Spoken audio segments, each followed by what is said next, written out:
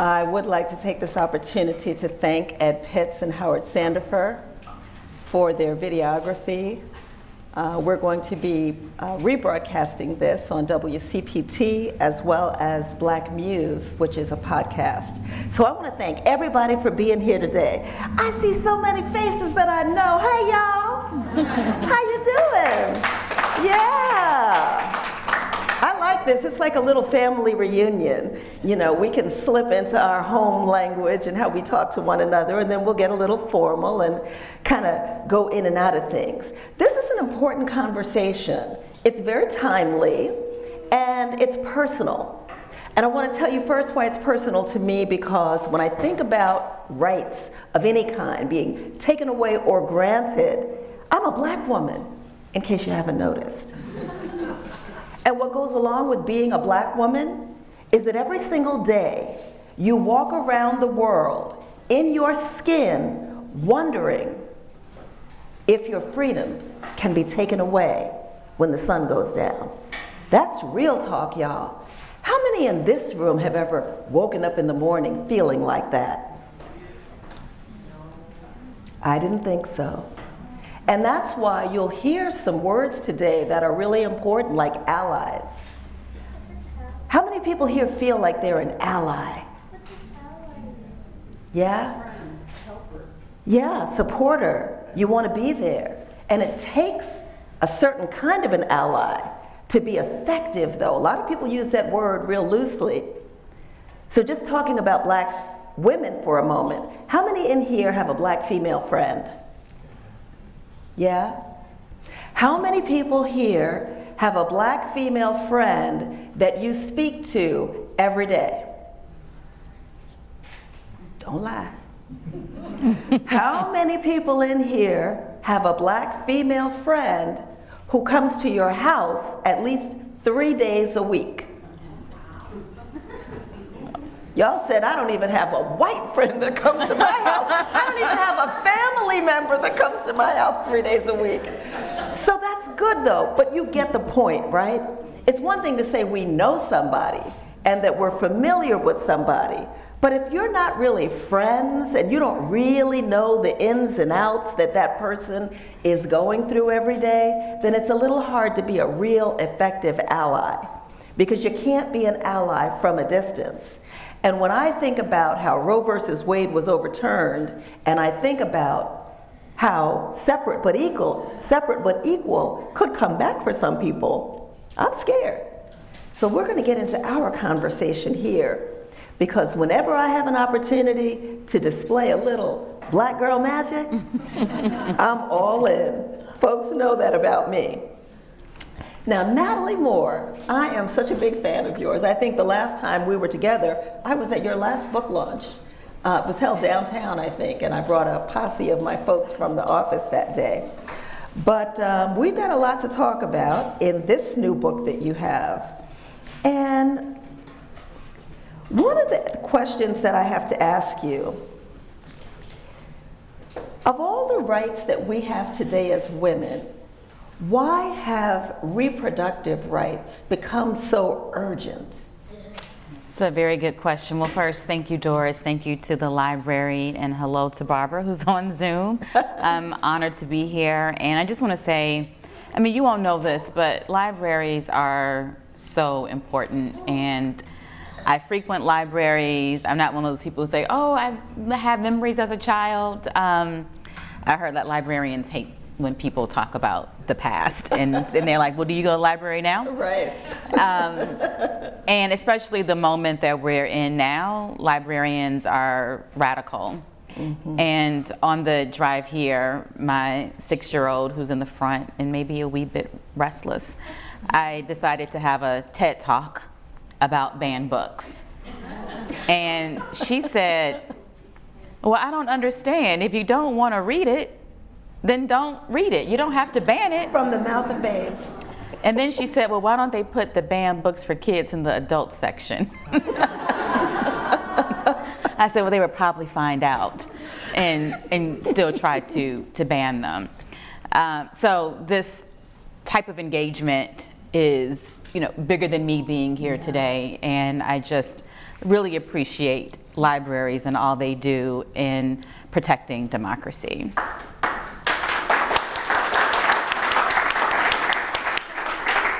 So out of all the rights, well, I can really go deep on this because I'm continuing to be educated around abortion. So back in the spring, when the leak came out, so I started writing this in 2018. I did not think Roe was going to be overturned because Amy Coney Barrett was not on the court yet. Brett Kavanaugh had just gotten on the court. When the billboard's dates were decided in January, it was a month after the Supreme Court took up Dobbs v. Jackson.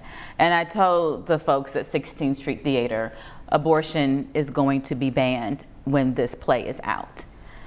And I don't think most people believe me, not because they think that I don't tell the truth, but if you're not really engaged, it sounds so far-fetched because we don't see rights taken away, generally, by the court. Because the Supreme Court is usually giving us rights. So, as you know in your own lives, the discourse changed overnight about abortion. And so we also knew that this would be decided late in the term because the Supreme Court tends to do its most controversial decisions later. So I was thinking about what kinds of stories can we have in the hopper for when Roe drops. And what I thought about is, how did Illinois get to be where it is today? And I borrowed from a lot of work that was already done. There's a wonderful book called When Abortion Was a Crime by Leslie Regan. She is a law professor at U of I. And she spends a lot of time talking about Illinois. And one of the things that Alito said in his opinion was that abortion was made illegal by states, and that should be part of the basis. Now, these were like in 1827, before slavery. And I'm like, this is really what you be, that's in the 18, where rights were, like what rights were there to begin for most people in this country. But if we're talking about women, so that was shocking that he said that. And just to give you just a kind of a very brief overview, abortion was not always a word. It was, called quickening, and it wasn't, so you don't terminate after you feel the kicking. So also learning in the 1800s that there was fear by white men that white Anglo-Saxon women were not having enough babies. In the 1800s, and they thought too many enslaved women were, indigenous, and East European immigrants who had not graduated to whiteness in this country yet. So, we hear this now that this is really about, controlling and replacement theory and all those things, but to read that this goes back that far was really surprising to me. Yeah, whoever thought that this would be about population control for white women when we hear that's a fear of black women today. Right. And then learning about the American Medical Association really hasn't done any reckoning around its role in abortion, which, as we know, is based in Chicago. So midwives were doing abortion, and there were some doctors who were very upset about these women doing something in medicine, and they launched a campaign to be against abortion. So that was surprising as well. So I can go on and on about different examples, but thinking to your question, wanting to take these rights away goes back, but it is important to know that, and I said abortion wasn't a word, but this type of procedure was happening in indigenous cultures, African, European, and it wasn't seen as a big deal. Yeah, yeah. And then suddenly it is when you think Until it about was. population control, racial fears, and then the fear of women encroaching on your, because they couldn't be doctors, and attacking midwives in the process. And the AMA was behind that as an institution based on who its leaders were. Exactly. When I think about this, I always do research on the person that I'm going to be interviewing and the topic. And one of the things that I was surprised to learn, Natalie, was that 2/3 of families started by teens are poor. I mean, that's just a fact in this country right now. And nearly 1 in 4 will depend on welfare within 3 years of a child's birth. Many children will never, ever, ever be able to escape the cycle of poverty. And only about 2/3 of children born to teen mothers earn a high school diploma, compared to 81% of their peers with older parents. And why that becomes important is obviously because these are the impacts of this overturning of Roe versus Wade. These women are going to be impacted tremendously. There's nowhere for them to go. On the way here, in fact, I was reading a report about a 10-year-old that was raped, and it's the doctor who's at the center of this whole controversy who is now, she's getting death threats every day. She's been charged by, I forget the state who's taking her to court for performing this procedure. It's a non-surgical procedure that she performed on the 10-year-old who was violently raped. And while abortion is routine as a productive health right for many of Americans, it is not the same for those who have unwanted pregnancies and have difficulties with pregnancies, and of course those that are dealing with issues like incest and rape. Now, Natalie Y. Moore, in 2011, I believe it was, you covered a story on billboards that were coming to Black communities across America. I don't remember if it had happened in Chicago at that time. You can let us know. But I was fascinated by this timeline. There were moments where I said, okay, is Natalie Moore a prophet? Because I know she's done a lot of things, but really, 2011 is quite a while ago you covered this. When I think about when Roe versus Wade was overturned back in June, and I start going back, your play opened 6 days later, I think, or well, your book was published? Haymarket published this as a book in March, and I think Roe came. Anybody know the date? The decision was June 24th, because I know because I was in Mexico. The previews for the billboard were starting the 23rd, but then the lead got COVID. So then we pushed it to the 25th, and then the understudy got COVID. So the play was then pushed back a week, so 2 cancellations. But technically, the play would have opened the day before the Dobbs decision. Wow. Now, I mean, the timing couldn't have been any more perfect. But tell us when this idea came to you to write this play about abortion. I mean, this just seems so prophetic to me. And it's not. It is simply a coincidence. I will say that I have always thought abortion is timely. And we've seen another book, if this is of interest to you, I highly recommend The Family Roe, spelled R-O-E, by Joshua Prager. It was a finalist for the Pulitzer this year, and it is a deep dive into the woman behind Jane Roe, Norma McCorvey, and the pro-life and pro-choice movements. And another fascinating element that many of you may already know is that abortion was not, I just gave a little brief history about who was against it, but abortion rights was bipartisan.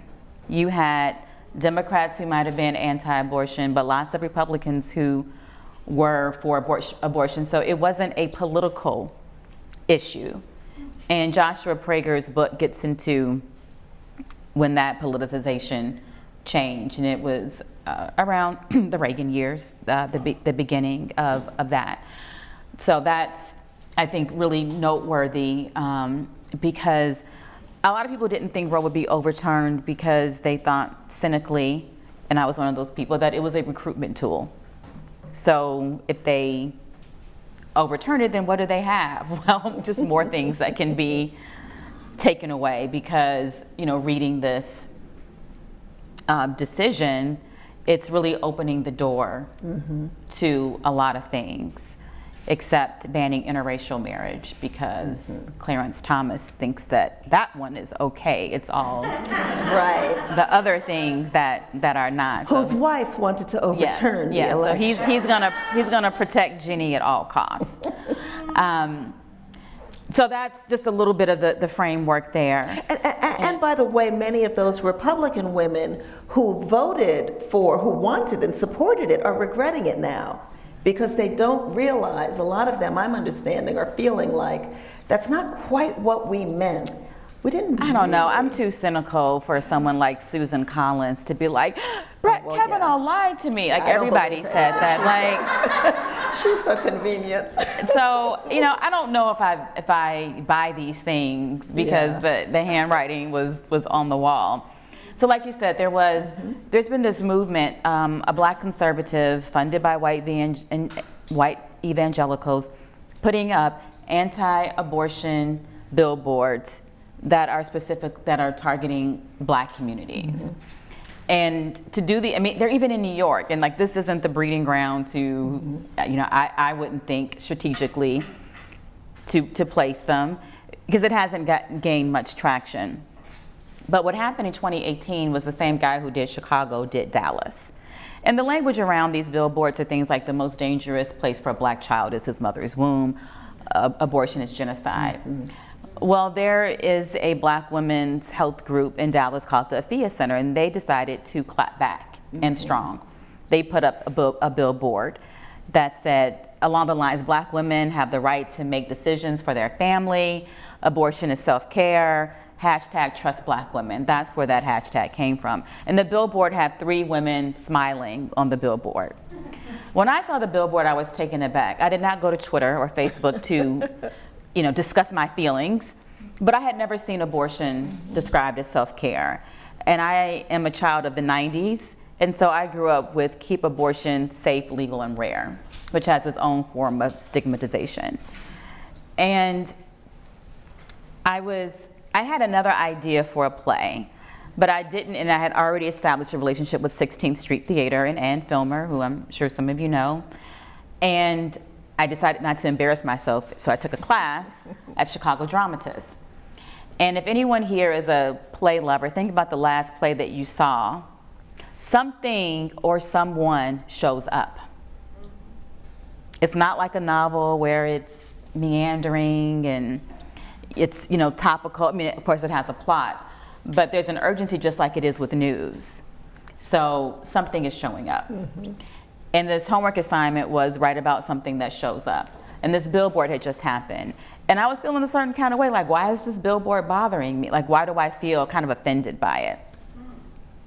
Which I feel really silly saying that now, but 2018, a lifetime ago. And so I called a friend of mine who's a midwife and an abortion provider in Memphis. And as we know, Tennessee has banned abortions, and this is the clinic that is opening a clinic in Carbondale. And they're going to be putting people on trains because it's a 3-hour ride. And I said, can you help me sort this out? And she was like, it's fine. A lot of people feel this way. But, and even in the Black reproductive justice community, there was a debate. Is this we feel this way, but is it going too far? Is the audience not ready? But, self-care is not, and this is teased out in the play, it's not wine and and bubble baths. It's not the capitalistic way. It is therapy. Do you have food on your table? Like all these bigger things. So I was like, okay, I get it. And then wrote a 4-page scene, and it got really great feedback in the class. I sent it to artistic director Ann Filmer. She read it and said, I don't want to tell you what to do, but I think this is your playing instead. So I thought I should listen to her. And then I just started reading and trying, doing research and understanding. And the great thing is that the women from the Thea Center came up from Dallas to see the play, and we did a talk back. And they were like, how did you, were you listening in on conversations? How did you capture this? Because it's set in Chicago, it's set in Inglewood, it's set in a city council race. I was inspired by Dallas, but it's not a reenactment. But overall, what I was trying to do is also show that black men are affected by patriarchy just like white men are. And so this one character is thinking black women need to continue to have babies to uplift the race, where you have white men saying the same thing, for different reasons, but they mirror each other. And so I wanted to have an interracial discussion about patriarchy, about black feminism, set it in storytelling, not, I didn't want the play to be didactic, but those were and then, it's, in many ways the play is about abortion, but it's not like no one's having an abortion in the play. Well, that's what, and let's stay with that train of thought. Tell us, what is your message in the play? I mean, there are many themes in the play, but what is your specific message to other black women, to other women in general? What's the message that you want us to get? I would say the message is who gets to speak for community? Because the person who puts up the billboard is running for city council, and he's black and he's from Inglewood. And there's a fictitious clinic in Inglewood, the Black Women's Health Initiative, run and founded by a woman who was from Inglewood as well. And they know each other. They're from the neighborhood, and there's some resentment that he has toward her for, you don't know what the people want. You didn't go to school in this community. You left, and just because you have this medical degree doesn't mean you get to speak. And for him being a gadfly and never getting anywhere, this billboard gives him the attention that he has never had. And people have said, well, why Inglewood? I could have said Inglewood, it anywhere. And why the casting, as you did with so many powerful black female leaders? I wanted it to be in a space that was contested, that has disinvestment. And so while this candidate is trying to link population loss in Inglewood to abortion, which is a terrible, unstatistical theory, he's also tapping into something about, we need something different. Look at this, it looks the same after 40 years. Well, what's happening? We need new leadership.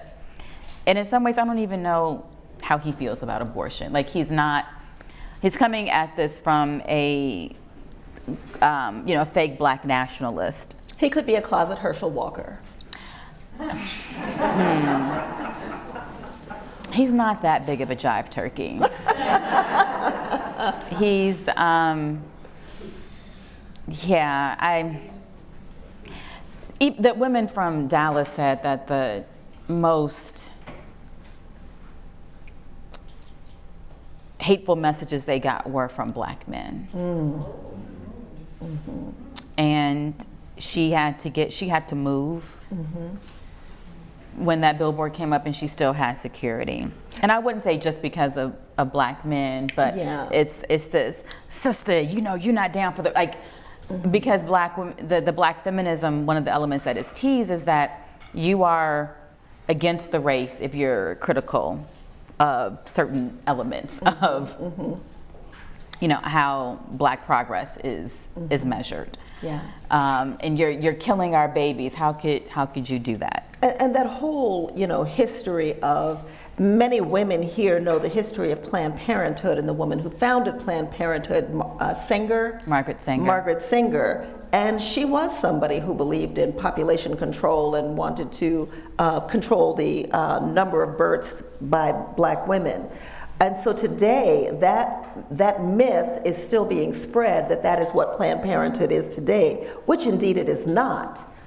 In fact, I recall, people don't even remember this, Bishop Arthur Ambrosier who was the pastor, the founding pastor of the Apostolic Church of God for over 20 years, my pastor, when his wife worked at Planned Parenthood forever. And people just don't realize how many churches are involved and support Planned Parenthood, because it is not what Margaret Sanger formed the organization to be, thank God. And Margaret Sanger it's a lot more complicated than she didn't want black people, having babies. She had a relationship with Du Bois. Planned Parenthood honored Martin Luther King in 1966, and Coretta Scott King, spoke at that ceremony on his behalf. They both believed in family planning. But I also understand a little bit of why black people have a little bit of conspiracy theory in them, because of things that have happened to us in this country, including medically. Yes. But you just have to arm people with information. And but like I said, this city council candidate is tapping into something, because there's this fear of, Inglewood's not going to be for us. The white people are going to come, and what's going to happen to us. Yeah, so the play is set in Inglewood. We see black women leading. We all know black women have been leading since the beginning of time. That seems to be something some people have a difficult time understanding or accepting. I love these themes that you've brought out in your play. I see themes of personal and collective power. I see themes of patriarchy and politics. What I'd like to do is to talk a little bit about allies. So one of the things that I'm trying to do here is we're going to follow the course of the play, but we're paralleling it with obviously what we're all faced with right now, and that's this issue of abortion and everything that's tied to it, from politics to our policies to just how we all relate and support one another as well. So let's take a look at how you've got some of these women interrelating with each other. I think about allies. I ask these questions in the beginning, and there's a lot at play when people talk about being allies. Two of your characters, Tanya and Dawn, these are two black leaders with common issues, but they have opposing strategies. You have Tanya and Kayla, a mentor and a mentee. The youth is teaching the elder about how to use technology tools. How much of what you know about protesting and strategizing came into play when you were doing character development for your play? Well, one friend of mine said to me, this play, you can tell, was written by someone who's attended a lot of community meetings. All of my books are rooted in journalism and things that I have experienced. So yes, that is nobody is based on a character, but writing a play and writing audio scripts are similar, and that's why this was a good transition for me in terms of genre, because you're writing for the ear. And so I'm thinking about how people talk. Even with the young woman, Kayla, who's 19, a program assistant there, I would ask my stepdaughters questions like, what's a piece of technology that you've heard about in the past that you have no idea that that's about? She's like, a beeper. So like that's a line that's in there. So I tried to take, you write these massive profiles of your characters, and these things don't even get into the play, but it's so you know them. And when I was writing, I did tweet, I'm so Chicago that I'm spending so much time thinking about every single high school these characters went to, even though it's never said in the play. But that's Chicago. I mean, when so you meet Chicago. Somebody, the first thing you want to know is, what high school did you go to? But I want to tell you something, Natalie. It shows, and I don't know how many of you feel this way. I know in Oak Park, when we do a talk like this, 90% of the people in the room have read the book. So I know they know what I mean when I say this. Even though you say a lot of what you wrote in your profile doesn't make it into the book, you see it. That is true. I see the development in these characters. When I look at each one of these characters, I feel them. I get a sense of them. So I appreciate the work you did on that, really. Thank you. And I wanted to keep, like Demetrius, the candidate, I mean, he gets on my nerves so bad, but Mine too. even the director, she was careful not to play him up for laughs too much to make it buffoonery. And I wanted some, like, he's insightful on certain things about the neighborhood. And I didn't want, you don't want one-dimensional characters. I think Right. that's the best way to say it. And you don't have to like the characters, but you don't want, it's too simplistic to be villain, evil, and then this other person, and Tanya, who's the founder, she gets seduced by the attention, and we got to change the narrative, to the point of, are you jeopardizing the work that you're doing? Are you too distracted? And at what point is changing the narrative more important than the work that you're doing? I think about that you cast the play with in a black scene, in a black neighborhood. When we think about this issue today, because we know it can never be won without the collaboration of black and white women together, how, in your research, have you found, do black women and white women differ in what they think about abortion itself? That's a really good question, because even some of my friends' parents were like, "Oh, abortion, that's a white girl issue." And we're like, what? Like, that's how you see it? So reproductive justice, we're speaking about Illinois history, and there is a Q&A. So the play as a book has extra content that's in there. And one of them is a Q&A with Tony Bond, whose archives are at the Vivian Harsh collection at Carter G. Woodson Library. In 1994, Tony Bond was the first black woman to head the Chicago Abortion Fund. And there was a pro-choice conference in Illinois that brought people from all over. And the black woman, and the Clinton health care bill was being debated. Like, it was, I don't know if it was up for a vote yet, but it was during this time. And a group of black women felt like there was too much emphasis on abortion.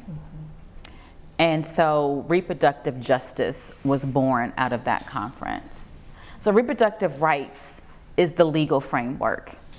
Reproductive justice is the right to have a child, the right not to have a child, the right to parent with the supports that you need, violence-free, and the right to sexual pleasure. So for reproductive justice advocates, they will say that Roe was the floor and justice was the ceiling. Some of the talk that we have heard, going back to keep abortion safe, legal, and rare, is abortion is a choice between a woman and her doctor. The Roe decision was based on privacy and not autonomy. So if you don't have health care, Medicaid doesn't, you can't have an abortion on Medicaid. That's a federal law. Illinois reversed that law, actually under Bruce Rauner. But that law is named after Henry Hyde. So Colleen Connell of the ACLU used to run the Reproductive Rights Center, and she would talk about all these, she's like, a lot of these laws were workshopped in Illinois. Abortion was in the criminal code here, and all of that changed in 2019 under the Reproductive Health Act. But just to go back to, what reproductive justice means is, can you afford an abortion? Do you have to take off work? Do you have housing? That abortion is just one spoke in this wheel of lots of issues around healthcare and access. So there's choice, and then I think the simplest way to think about it is choice versus access. And so for these activists, it's about access and not about this individual choice. And we do live in a society that tends to privilege individuality over community. I'd like to add to that. I stopped attending my Catholic church right here in Oak Park.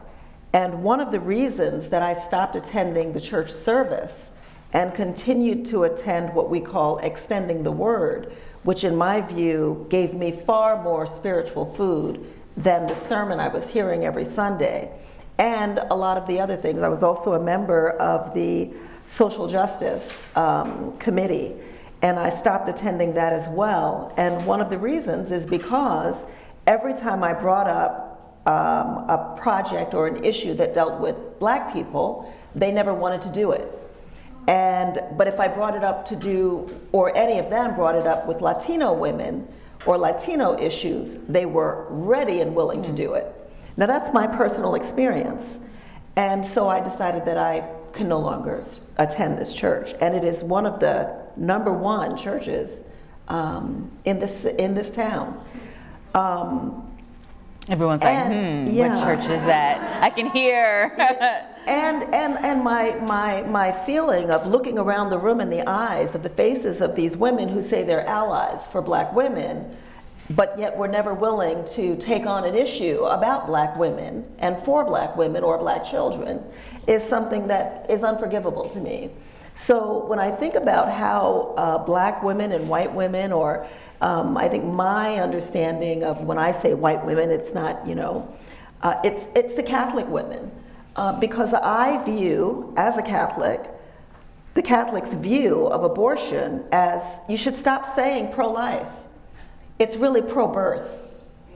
And the reason is because you can't say you want to give everybody the right to have a child or give every child a right to be born, and then vote against every policy that gives that child the resources to survive and thrive. Well, I want to hit on two things Sure. that you say to that. So again, going back to the Alito decision, one thing he wrote was, oh, well, there's no stigma to being a single mom. Oh, you can't be discriminated against if you're pregnant. All these things, so you don't need to have abortion. And I was like, oh, he sounds like a reproductive justice advocate, because he's saying that there are support systems that are in place. And so maybe those support systems should be enshrined. But he wrote that these things exist. So, and even to your point about poverty earlier and all these things, like there's no, that's where the disconnect is just have these babies, but do you believe in universal child care? Like there's a whole host of things that would actually make you pro-life that are not there. And back to being allies, Tony Bond said, we did an event together with the Driehaus Foundation for Women this summer, and she said everyone doesn't have to be a reproductive justice warrior. She did think that organizations should have that framework and understand it. And then Loretta Ross, I believe it was her who said this. She was another one of those 4 mothers, those 12 women. She said reproductive justice is not for Black women only. And that's wrong to even suggest, because you're saying that Black women are not capable of creating a framework that everyone could have. And she said, because everything that I just named in those tenets are not, they may affect one race more, but none of those things were racially specific. And so I think the allyship is, how do you get the reproductive rights, the pro-choice organizations to, and it may be uncomfortable. One of the reviews that I got from the Reader was written by a white woman who said, she was like, wow, like I thought Planned Parenthood was so great, and that line from Margaret Sanger, and she just stopped herself, like this isn't the time for me to say, but all these other things, and understanding that both things can be true. At the same time, without a doubt. I think about this being an election year. I believe that abortion is the #1 talking point for Democrats in this election. It's one we have to pay attention to. It's one that they want to reach women of every race and genre.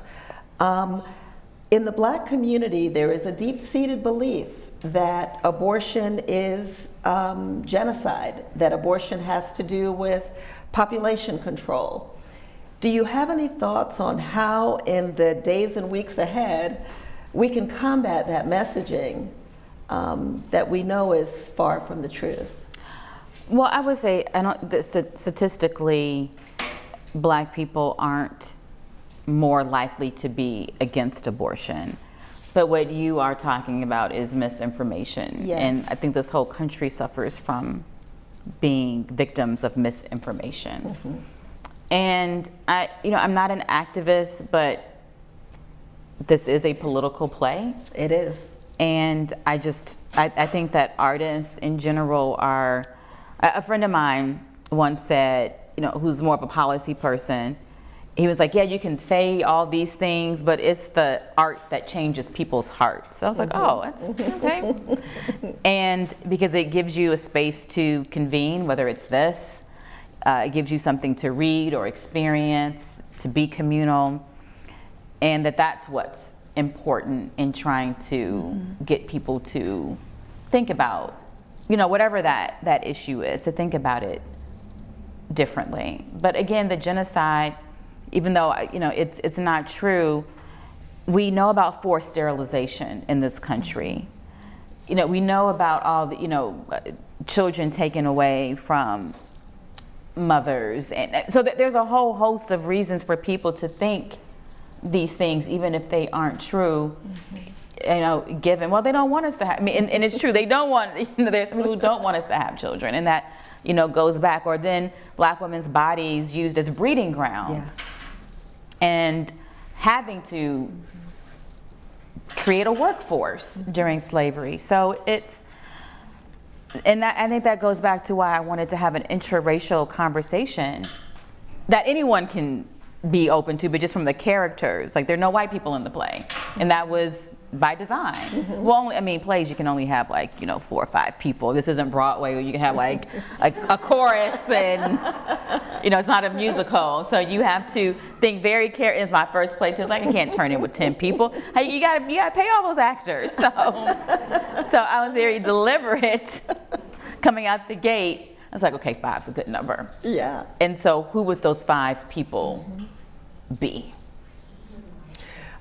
In your book, that is a play about abortion, you mentioned in your foreword or your introduction that you see this really as a love letter. And you've written this play as a love letter to the women who toil day in and day out, really trying to keep this landscape fertile for women who need these services. Say a little bit more about these women that you wrote this love letter for. So there are 4 women in the play: the executive director of the clinic, the board chair, the social media maven, the incumbent Black woman who's the city council member, and then the candidate. I wanted to have I wanted to be intergenerational. I didn't want it to follow along the lines of, old people don't have any values, only young people with ideas, that everybody has something to contribute regardless of age. And also highlighting people who are doing work behind the scenes that may not be seen as sexy. And then with Kayla, the 19-year-old, sometimes you talk about Black girl magic, and I love the phrase, but sometimes among Black people, that phrase is used for a particular kind of Black girl. Maybe one who looks like my daughter with natural hair, or you're college bound and you're excelling in all these things, and that should be celebrated. But I also wanted to give agency to a round the way girl, someone who's just as smart but didn't have as many opportunities. And she ended up being, the fanfare. A lot of people are like, oh, I love Kayla. And I wanted to honor that and to show, here's someone who, who went to not a great public school, had some challenges, wants to go to college, can't go right now. And she is a conduit to even her friends, because she decides to start an abortion storytelling series. So I wanted it to be a different, not, she's an intern from University of Chicago, and there's nothing wrong with that. But I wanted to show some class diversity within these women. And even Tanya, she's, so it's in my head, she went to Lane Tech, and then she went to Brown for undergrad, and then she went to U of C for medical school, and then she got her public health degree from Harvard. But she grew up in Inglewood and talks about starting this clinic because people like her grandmother didn't have health insurance and they deserved it. So she, her mother works at the Nabisco plant. So she doesn't come from, a whole lot of, economic means. So the class diversity part was, even though she's in a different economic class now, that was really important to me. And then Cheryl went to CVS with Bernie Mac, what she likes to say. You did an interview with Tony Bond, and one of the things that she mentioned in that interview was that back in the day, there were these healthcare conferences that literally hundreds of people from the communities would come to, and that's where they would learn things about abortion services or any kind of a service that's considered a healthcare service, because a lot of them weren't available.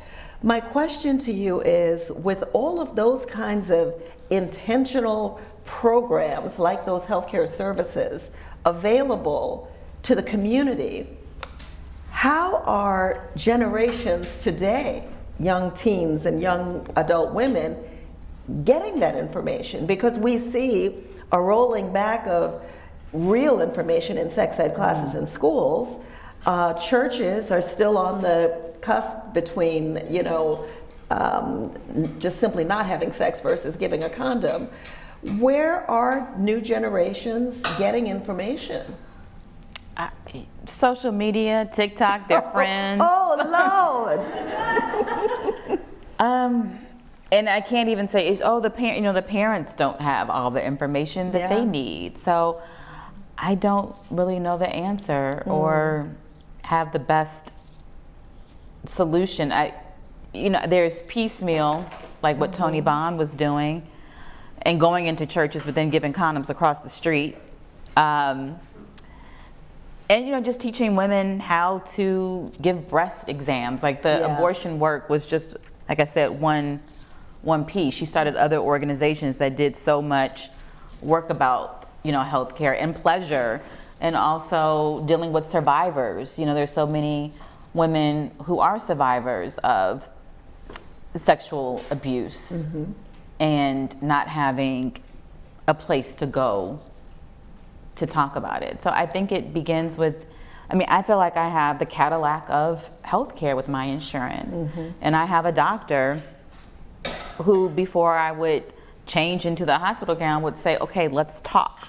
Like, I wasn't being rushed, and like that was amazing. But my primary care and my gynecologist, and everybody doesn't have that. So it's, how do you get robust healthcare where people can talk and get information and ask questions? Yeah, that's amazing.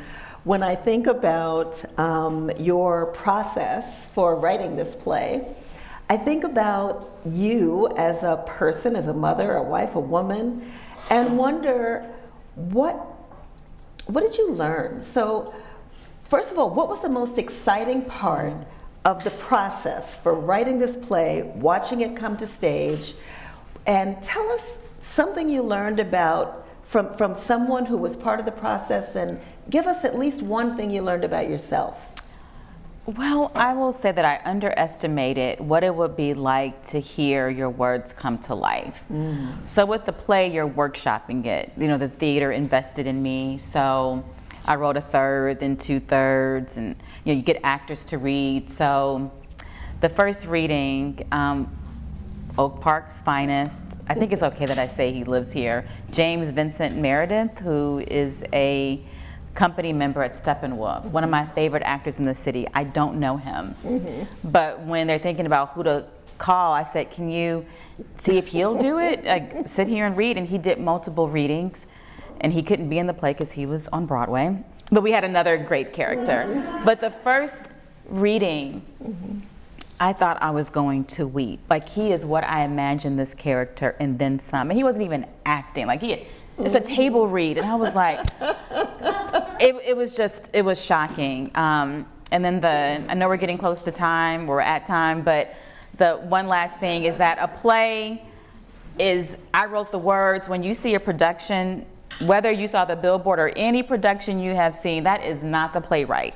It is the director, the dramaturg, the set, like it's all these and people think that I did the casting, that I was like, no, all I did was give the words. And so I'm saying this on tape, which is probably going to get me in trouble. I'm not a Beyonce fan. And there's a scene where Tanya is like coming on, and the director does something. I was like, oh, I didn't think the actors, that direction. So the Tanya is taking off her white coat and turning on her laptop, again, things that aren't written in the play. And then she's dancing to Beyonce, just for a few seconds. And a friend of mine was like, I can't believe you put Beyonce in your play. You don't like her. And I was like, this play, I was like, it is not mine anymore. Right. Which is fine. It's like and I trusted the director, Teron Patton. Yeah. We were in collaboration. So just for people who are theater lovers, what you see has nothing to do with the playwright at that point. So I know we're at time, but I have one more question. And I have to ask this question because it deals with our ancestors.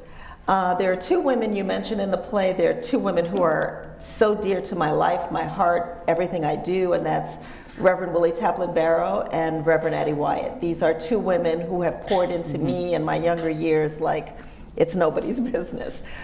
What voices did you hear while you were writing this, and what were they saying to you about what you leave for others to read? I just wanted to, there's a monologue where Tanya is saying whose shoulder she stands on. And I didn't want to say the names that most people would know or expect. And so that was just an Easter egg to Chicago. And there is universality and specificity. So I don't think that you have to well, who's going to get that? Well, you can look it up if you feel like it. And I think that audiences are much more open to learning. So for me, that was, and I did have to look up to make sure that they weren't anti-abortion. And got the clearance from scholars no, it's okay, because then how embarrassing would that be? But that is what I wanted to do, is to honor names that you don't hear as much. That's beautiful. So many people rely on the Bible when they try to tell a person that abortion is wrong or that it's not something that women should do. I think I've read every word in the Bible at least once. And what I do know that the Bible says, because it doesn't say those things, is that when it comes to your faith and the things that you do in your life, you must work that out between you and God. Always remember that. Whatever decisions and choices you make really are between you and God and not anyone else. Natalie Moore, thank you so Doris. much for giving us this gift. Thank you. And thank you for joining us today for the Barbara Ballinger Lecture of 2022 here at the Oak Park Public Library. Thank you all so much for joining us.